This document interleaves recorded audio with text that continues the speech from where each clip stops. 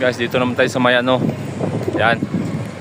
May tabing dagat. Ayan yung Celebrity. Ayan, tabing dagat naman tayo maglalakad-lakad.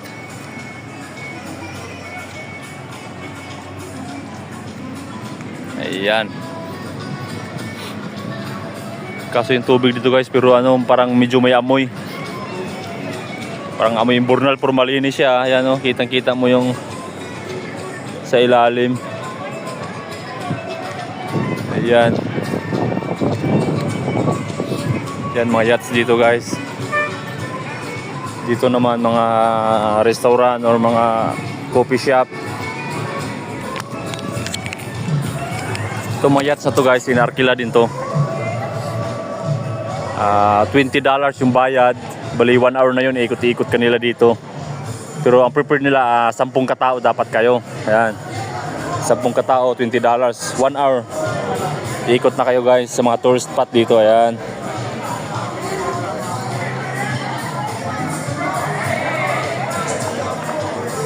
Ang kinagandahan dito sa port na to guys, Aruba, napakaraming pasyalan, tsaka malapit lang, unlike sa ibang ano, kagaya sa Mexico, na kagaya ng Ensenada. Ayan, sa Vallarta. Although Vallarta guys, may mga grocery doon, may mga shopping mall ka, so yun lang. Tsaka kukunti lang, hindi kagaya dito na ano, napakalawak ng mapasyalan mo dito. Ayan. Tsaka hindi mo na kailangang magsakay or mag-arkila ng mga, ayan, mga private ano, lakarin mo lang. Yan mga yachts guys, ang ganda yo.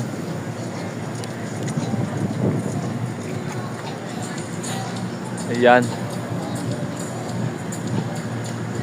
Magkasunod yung tatlong barko guys, oh. Kasing laki sila.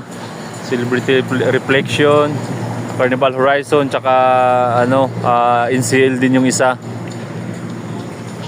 Ayan guys, medyo mayaman siguro no, kasi dalawa lang sila, inarkila nila. Medyo mahal yun guys. Ayan. Napakaganda dito guys. May tunnel siya guys yo. Yan, puntahan natin yung tunnel natin. Silipin natin kung anong meron dyan. Ayan, dito lang tayo guys. Baka bawal ano, baka bawal pumatong dyan sa ano, sa Bermuda. Ayan.